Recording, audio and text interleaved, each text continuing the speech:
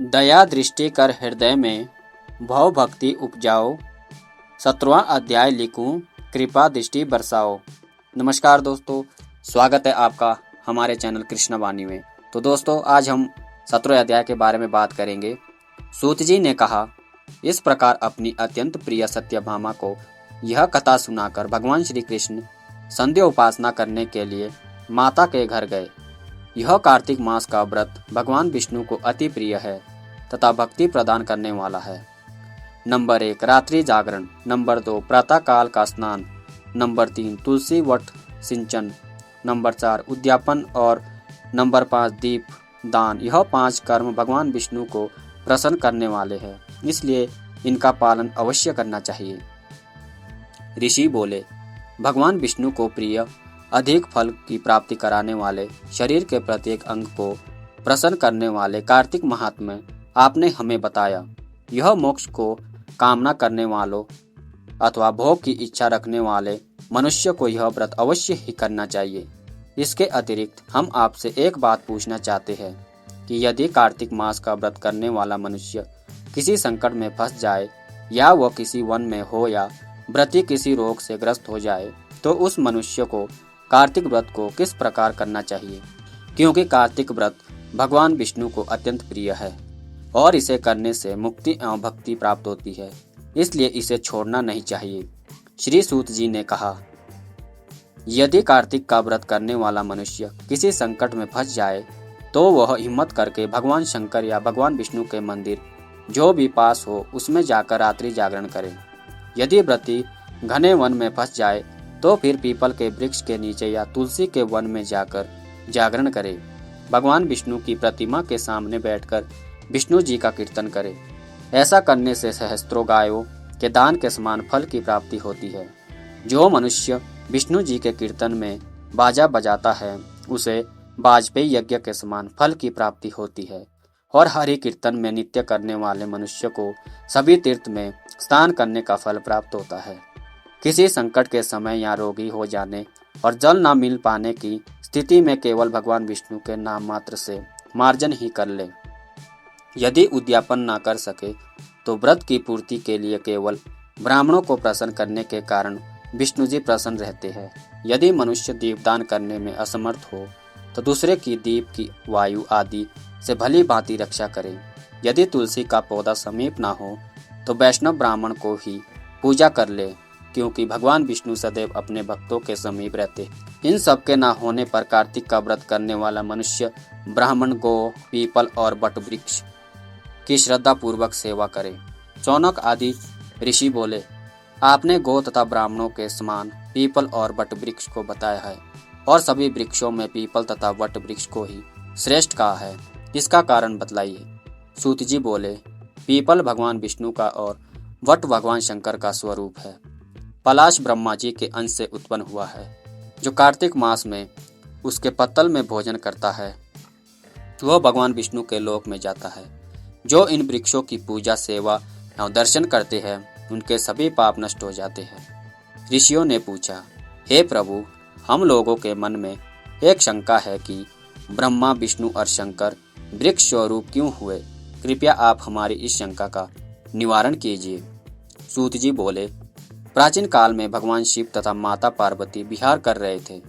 उस समय उनके विहार में विघ्न उपस्थित करने के उद्देश्य से अग्निदेव ब्राह्मण का रूप धारण करके वहां पहुंचे। विहार के आनंद के वशीभूत हो जाने के कारण कुपित होकर माता पार्वती ने सभी देवताओं को शाप दे दिया। माता पार्वती ने कहा, हे देवताओं, विषय सुख से कीट पतंगे तथा अनभिज्ञ नहीं हैं। आप लोगों ने देवता होकर भी उसमें विघ्न उपस्थित किया है, इसलिए आप सभी वृक्ष बन जाओ। सूत जी बोले, इस प्रकार कुपित पार्वती जी के शाप के कारण समस्त देवता वृक्ष बन गए। यही कारण है कि भगवान विष्णु पीपल और शिव जी वट वृक्ष हो गए। इसलिए भगवान विष्णु का शनिदेव के साथ योग होने के कारण केवल शनिवार को ही पीपल को छूना चाहिए, अन्य किसी भी दिन नहीं छूना चाहिए। ऋषियों ने पूछा, हे सूत जी, पीपल के वृक्ष की शनिवार के अलावा सप्ताह के शेष दिनों में पूजा क्यों नहीं की जाती? सूत जी बोले, हे ऋषियों, समुद्र मंथन करने से देवताओं को जो रत्न प्राप्त हुए उनमें से देवताओं ने लक्ष्मी और कौस्तुभ मणि भगवान विष्णु को समर्पित कर दी थी। जब भगवान विष्णु लक्ष्मी जी से विवाह करने के लिए तैयार हुए तो लक्ष्मी जी बोली, हे प्रभु, जब तक मेरी बड़ी बहन का विवाह नहीं हो जाता तब तक मैं छोटी बहन आपसे किस प्रकार विवाह कर सकती हूँ। इसलिए आप पहले मेरी बड़ी बहन का विवाह करा दे, उसके बाद आप मुझसे विवाह कीजिए। यही नियम है जो प्राचीन काल से चल रहा है। सूत जी ने कहा। लक्ष्मी जी के मुख से ऐसे वचन सुनकर भगवान विष्णु ने लक्ष्मी जी की बड़ी बहन का विवाह उद्दालक ऋषि के साथ संपन्न करा दिया। लक्ष्मी जी की बड़ी बहन अलक्ष्मी, जो बड़ी कुरूपी थी, उसका मुख बड़ा, दांत चमकते हुए, उसकी देह वृद्धा की भांति, नेत्र बड़े बड़े और बाल रूखे थे। भगवान विष्णु द्वारा आग्रह किए जाने पर ऋषि उद्दालक उससे विवाह करने के लिए उसे वेद मंत्र की ध्वनि से गूंजाते हुए अपने आश्रम ले आए। वेद ध्वनि से गुंजित हवन के पवित्र धुएं से सुगंधित उस ऋषि के सुंदर आश्रम को देख अलक्ष्मी को बहुत दुख हुआ। वह महर्षि उद्दालक से बोली, इस प्रकार आश्रम में वेद ध्वनि गूंज रही है, इसलिए यह स्थान मेरे लिए रहने योग्य नहीं है, इसलिए आप मुझे वहां से अन्यत्र ले चलिए। उसकी बात सुनकर महर्षि उद्दालक बोले, तुम यहाँ क्यों नहीं रह सकती और तुम्हारे रहने योग्य अन्य कौन सा स्थान है, वो भी मुझे बतलाओ। अलक्ष्मी बोली, जिस स्थान पर वेद की ध्वनि होती है, अतिथियों का आदर सत्कार किया जाता हो, यज्ञ आदि होते हो, ऐसे स्थान पर मैं नहीं रह सकती। जिस स्थान पर पति पत्नी आपस में प्रेम से रहते हो, पितरों के निमित्त यज्ञ होते हो, देवताओं की पूजा होती हो, उस स्थान पर भी मैं नहीं रह सकती।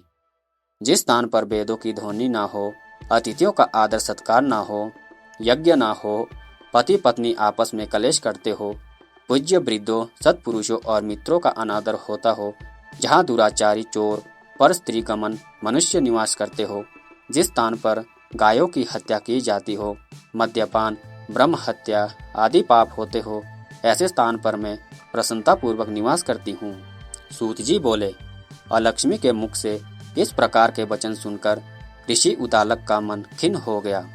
वह इस बात को सुनकर मौन हो गए। थोड़ी देर बाद वे बोले, ठीक है, मैं तुम्हारे लिए ऐसा स्थान ढूंढ दूंगा।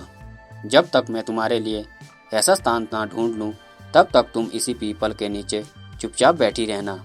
महर्षि उद्दालक उसे पीपल के वृक्ष के नीचे बैठाकर उसके रहने योग्य स्थान की खोज में निकल पड़े, परंतु जब बहुत समय तक प्रतीक्षा करने पर भी वे वापस नहीं लौटे तो अलक्ष्मी विलाप करने लगी।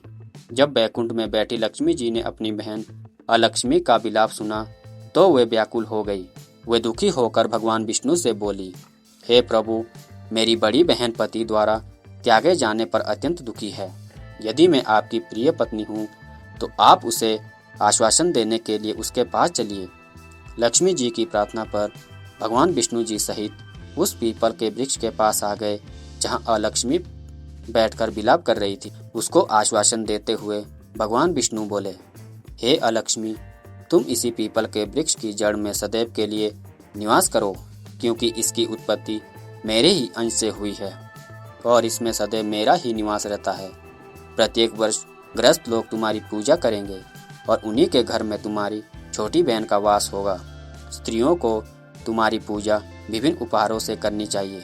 मनुष्य को पुष्प, धूप, दीप, गंध आदि से तुम्हारी पूजा करनी चाहिए, तभी तुम्हारी छोटी बहन लक्ष्मी उन पर प्रसन्न होगी।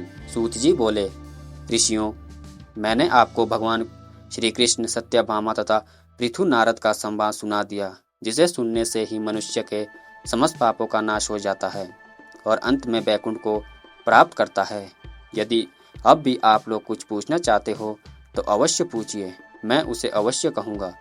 सूत जी के वचन सुनकर शौनक आदि ऋषि थोड़ी देर तक प्रसन्नचित्त वहीं बैठे रहे।